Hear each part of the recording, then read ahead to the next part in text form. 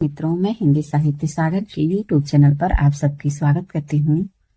और जैसा कि हम लोग सरस्वती पांडे गोविंद पांडे जी की पुस्तक को पढ़ते आ रहे हैं और हम लोग रासो साहित्य तक पढ़ चुके हैं, तो इसके पिछले वीडियो में हम लोग रासो साहित्य तक पढ़े हैं और आज की वीडियो में हम विद्यापति को देखेंगे।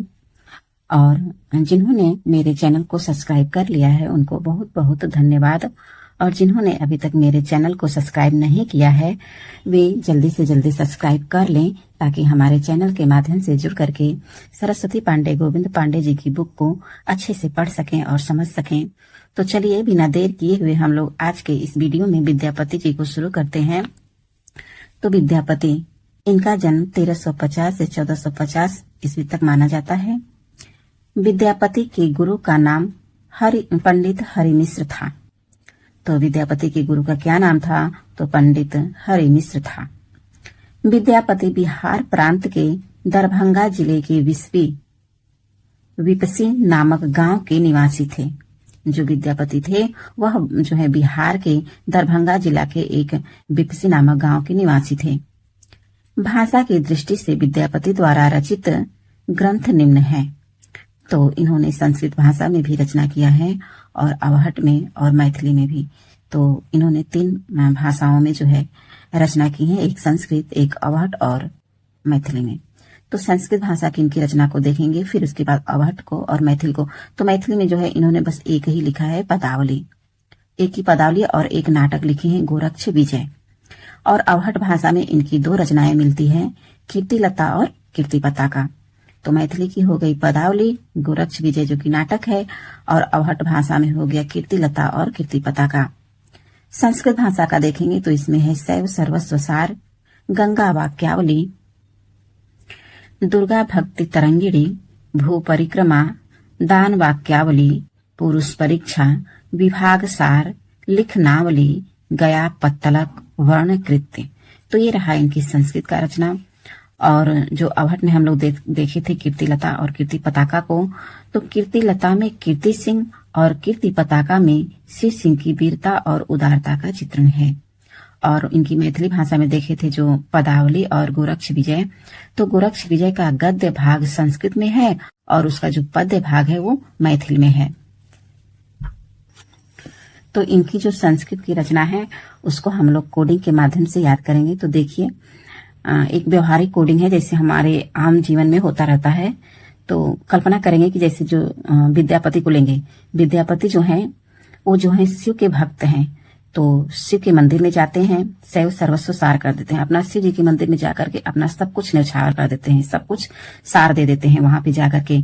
लेकिन शिव के मंदिर में ऐसे वो नहीं जाते हैं, गंगा वाक्यावली यानी कि गंगा स्नान करके जाते हैं। गंगा वाक्यावली से हम लोग पकड़ लेंगे कि गंगा स्नान करके जाते हैं। और फिर जो है दुर्गा का भक्ति करते हैं, दुर्गा भक्त तरंगिणी। तो यानी कि वो शिव जी के मंदिर में जाते हैं गंगा स्नान करके और दुर्गा की भक्ति करते हैं। फिर जब दुर्गा की भक्ति करते हैं तो उनकी भक्ति में जो है वो भू परिक्रमा करते हैं, दुर्गा के मंदिर में जाते हैं और भू परिक्रमा करते हैं।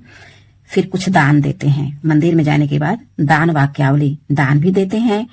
अब ये सब करने के बाद जो है सभी पुरुष परीक्षा देने के लिए जाते हैं, पुरुष परीक्षा के लिए जाते हैं। और कहाँ जाते हैं? तो विभाग सार में, कोई विभाग है वहीं जाते हैं परीक्षा देने के लिए। और जब विभाग सार में जाते हैं तो वहां पे खूब लिखते हैं, लिख करके ये परीक्षा देते हैं ना, तो लिखनावली वहां पे लिखते हैं। पुरुष परीक्षा के लिए जाते हैं विभाग सार में और फिर वहां पर जाकर के खूब लिखते हैं। और कहाँ लिखते हैं? तो किसी पत्ते पर लिखते हैं, गया पत्तलक, किसी पत्ते पर लिखते हैं। तो ये है कोडिंग। अगर आपको अच्छी लगती हो तो इससे आप थोड़ा सा याद कर सकते हैं, थोड़ा सा आप लोगों को रचना याद करने में मदद मिलेगी। और बाकी अगर आपको याद है तो आप अपने तरीके से ही याद रखिएगा। अब आगे है कि विद्यापति तिरहुत के राजा शिव सिंह और कीर्ति सिंह के राज दरबारी कवि थे। जो विद्यापति थे ये तिरहुत के राजा शिव सिंह और कीर्ति सिंह के राज दरबारी कवि थे। विभिन्न विद्वानों ने विद्यापति को श्रृंगारी, भक्त एवं रहस्यवादी कवि माना है, जो निम्नांकित हैं। कह रहे हैं कि जो विद्यापति हैं इनको कुछ विद्वान श्रृंगारिक कवि मानते हैं, तो कुछ विद्वान भक्त और कुछ विद्वान जो हैं रहस्यवादी मानते हैं। तो इनको हम देखते हैं कि किस किसने इनको श्रृंगारिक कवि माना है और किसने भक्त कवि माना है और किसने रहस्यवादी कवि। तो श्रृंगारिक कवि में है हर प्रसाद शास्त्री, रामचंद्र शुक्ल, सुभद्रा झा, राम कुमार वर्मा, राम वृक्ष बेनीपुरी। और भक्त कवि मानने वाले हैं बाबू ब्रजनंदन सहाय, श्याम सुंदर दास, हजारी प्रसाद द्विवेदी, और कहीं पे मिलता है कि जो चैतन्य है वो भी इनको भक्त कवि मानते हैं। और रहस्यवादी मानने वाले में है जॉर्ज ग्रियर्सन, नागेंद्र और जनार्दन। तो इसको भी हम लोग कोडिंग के माध्यम से देखेंगे। तो जो सुभद्रा है इसको कोडिंग करेंगे, ऊपर नीचे हो जाएगा। तो जो सुभद्रा है वह हर प्रकार से अपना श्रृंगार करती है, तो श्रृंगार से हो जाएगा श्रृंगारी। तो सुभद्रा जहां हो जाएगा, और हर प्रकार से यानी हर प्रसाद शास्त्री हर प्रकार से श्रृंगार करती है। और श्रृंगार करके क्या करती है, रामचंद्र शुक्ल यानी शुक्ल और वर्मा जी के साथ पूरी खाती है। तो शुक्ल से हो जाएंगे आचार्य रामचंद्र शुक्ल और वर्मा से हो जाएंगे राम कुमार वर्मा, और पूरी खाती है यानी राम वृक्ष बेनीपुरी। तो जो सुभद्रा है वो हर प्रकार से श्रृंगार करती है और शुक्ल वर्मा के साथ पूरी खाती है। या इसको ऐसे भी कर लेंगे कि जो ये तीनों राम हो गए, रामचंद्र शुक्ल, राम कुमार वर्मा और राम वृक्ष बेनीपुरी। तो तीनों राम हो गए और सुभद्रा है जो कि हर प्रकार से अपना श्रृंगार करती है। अब भक्त कवि में हो जाएंगे बाबू ब्रजनंदन सहाय, श्याम सुंदर दास और हजारी प्रसाद द्विवेदी। तो जो श्याम सुंदर हैं, जो हमारे मोहन हैं, कृष्ण हैं, वो कहाँ के रहने वाले हैं, तो ब्रज के रहने वाले हैं। तो जो श्याम सुंदर हैं वो ब्रज के रहने वाले हैं और वहां पे उनके दर्शन के लिए हजारों लोग जाते हैं। तो श्याम सुंदर का दर्शन के लिए हजारों लोग कहाँ जाते हैं, ब्रज में जाते हैं। तो ब्रज से ब्रजनंदन सहाय और श्याम सुंदर से श्याम सुंदर और हजारों लोग से हजारी प्रसाद द्विवेदी। अगर श्रृंगारी कवि और भक्त कवि याद रहेगा, जो बाकी के बचेंगे वो रहस्यवादी में आ जाएंगे। आगे है कि बच्चन सिंह ने विद्यापति को जातीय कवि कहा है। तो विद्यापति को जातीय कवि किसने कहा है, तो बच्चन सिंह ने। महामहोपाध्याय हरप्रसाद शास्त्री ने विद्यापति को पंचदेवोपासक स्वीकार किया है। तो जो हरप्रसाद शास्त्री हैं उन्होंने विद्यापति को पंचदेवोपासक स्वीकार किया है। आगे है सूर्यकांत त्रिपाठी निराला। तो निराला ने पदावली के श्रृंगारिक पदों को रहेगा यहाँ पे। तो देखिए ध्यान से देखिए, ये नहीं कि पूरे पदावली को ही नहीं, पदावली के श्रृंगारिक पदों को जो है पदों की मादकता को नागिन की लहर कहा है। तो जो सूर्यकांत त्रिपाठी निराला जी हैं वे पदावली के जो श्रृंगारिक पद हैं, पद की मादकता को जो है नागिन की लहर कहा है। आगे हजारी प्रसाद द्विवेदी ने विद्यापति को श्रृंगार रस के सिद्धवाक कवि कहा है। आचार्य शुक्ल ने विद्यापति के संबंध में लिखा है कि आध्यात्मिक रंग के चश्मे आजकल बहुत सस्ते हो गए हैं, उन्हें चढ़ाकर जैसे कुछ लोगों ने गीत गोविंद की आध्यात्मिक संकेत बताया है, वैसे ही विद्यापति के इन पदों को भी। तो अभी तक हम लोग देखे हैं कि जो विद्यापति हैं उनको जातीय कवि किसने कहा है, तो बच्चन सिंह ने कहा है। और पंचदेवोपासक किसने स्वीकार किया है विद्यापति को, तो हरप्रसाद शास्त्री ने। और विद्यापति के पदावली के श्रृंगारिक पदों की मादकता को नागिन की लहर किसने कहा है, तो सूर्यकांत त्रिपाठी निराला ने कहा है।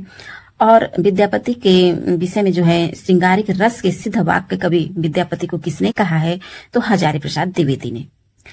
और उसके बाद जो है आचार्य रामचंद्र शुक्ल जी का कथन तो सबको पता ही है और ये सभी परीक्षाओं में पूछा भी जाता है अक्सर। तो इनका एक बार पुनः देख लेते हैं कि आचार्य रामचंद्र शुक्ल ने विद्यापति के संबंध में क्या लिखा है। तो इन्होंने लिखा है कि आध्यात्मिक रंग के चश्मे आजकल बहुत सस्ते हो गए हैं, उन्हें चढ़ाकर जैसे कुछ लोगों ने गीत गोविंद को आध्यात्मिक संकेत बताया है, वैसे ही विद्यापति के इन पदों को भी। विद्यापति के प्रशंसकों ने उन्होंने कई उपाधियों से विभूषित किया है जो निम्न है। अब देखते हैं विद्यापति की उपाधि। तो अभिनव जयदेव, कवि शेखर, कवि कंठहार, नव कवि शेखर, खेलन कवि, दशावधान, पंचानन, मैथिल कोकिल आदि। तो ये रहा विद्यापति की उपाधि, जो कि एक बार फिर से देखते हैं कि पहला है अभिनव जयदेव, यानी विद्यापति को अभिनव जयदेव भी कहा जाता है, कवि शेखर भी कहा जाता है, कवि कंठहार भी और नव कवि शेखर भी, खेलन कवि भी इनको कहते हैं, दशावधान का कवि भी कहते हैं, पंचानन भी कहते हैं और मैथिल कोकिल भी कहते हैं। विद्यापति शैव संप्रदाय के कवि थे। ठीक है, विद्यापति किस संप्रदाय के कवि थे? तो शैव संप्रदाय के कवि थे। जबकि इन्होंने जो है पदावली की रचना की है तो उसमें अपने आराध्य देव कृष्ण को बनाए हैं, लेकिन ये हैं शैव संप्रदाय से। विद्यापति कृत कीर्तिलता की रचना भृंग भृंगी संवाद के रूप में हुई है। अभी हम लोग जो आदिकाल पढ़ रहे थे वहां पे अच्छा उसको पृथ्वीराज रासो का जो चंद्रप्रदायी की रचना जो पृथ्वीराज रासो है उसको सुख सुखी संवाद किसने कहा था? तो हजारी प्रसाद द्विवेदी ने। और यहाँ पे जो है ये कीर्तिलता को भृंग भृंगी संवाद के रूप में बताया गया है कीर्तिलता को। विद्यापति के महत्वपूर्ण पद्यांश इस प्रकार हैं। तो कीर्तिलता से इनकी कुछ लाइनें हैं जिसको हम लोग देखेंगे। तो कीर्तिलता से है कि देसिल बयना सब जन मिठा ते तैसन जपहू अवहट्ठा। आगे है कि रच लुद्ध असलान बुद्धि बिक्किम बले हारल पास बईसी विश्वासी राय गयनेसर मारल। तो कीर्तिलता से है देसिल बैना सब जन मीठा ते तैसन जपहू अवहट्टा।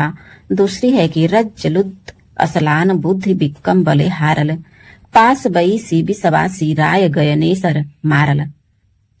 मारंत राय रण रोल पडु मेइनि हा सद्द हुआ सुरराय नयर नर अर रमणी बाम नयन पुफुरी धुआं।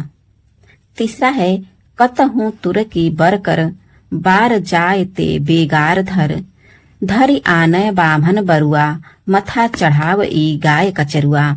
हिंदू बोले दुहर निकार छोटे हूं तुर का भव की मार। चौथा है कि जय सुरसा हो सई मम भाषा जो जो बुझने सो किरहि प्रशंसा। पांचवा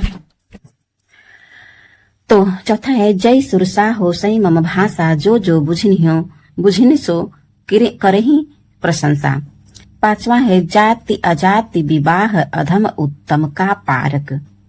छठा है पुरुष कहाड़ी हौ कहो जसु पंथा वे पुण्य। सातवां है कि बाल चंद बिजा वहु भाषा दुहु नहीं लग गई दुजन हासा। तो ये रहा कीर्तिलता से। अब आगे का हम लोग पदावली से देखेंगे। पदावली की लाइनें तो खने खने नयन कोन अनुसरई खने खने बसत धूल तनु भरई। दूसरा है सुधा मुख के विहि निर्मल बाला अपरूप रूप मनोभव मंगल त्रिभुवन विजयी माला। तीसरा है सरस बसंत समय भला पावली दक्षिण पवन बह धीरे सपनहु रूप वचन इक भाष्य मुख से दूरी करूं चीरे। तो ये रही विद्यापति से। एक बार पुनः देखते हैं। खने खने नयन कोन अनुसरई खने खने वसत धूलि तनु भरई सुधा मुख के बिहि निर्मल बाला अपरूप रूप मनोभव मंगल त्रिभुवन विजयी माला। तीसरा है सरस बसंत समय भला पावली दक्षिण पवन बह धीरे सपनहु रूप वचन इक भाष्य मुख से दूरी करूं चीरे। हिंदी में विद्यापति को कृष्ण गीति परंपरा का प्रवर्तक माना जाता है। जैसा कि मैंने पीछे बताया भी कि जो विद्यापति थे वो शैव संप्रदाय से थे, लेकिन इन्होंने कृष्ण गीति परंपरा का प्रवर्तक इनको माना जाता है। तो आज के इस वीडियो में हम लोग बस सिर्फ विद्यापति को ही देखेंगे और इसके अगले वीडियो में अमीर खुसरो को पढ़ेंगे। तब तक के लिए आप लोगों का बहुत बहुत धन्यवाद।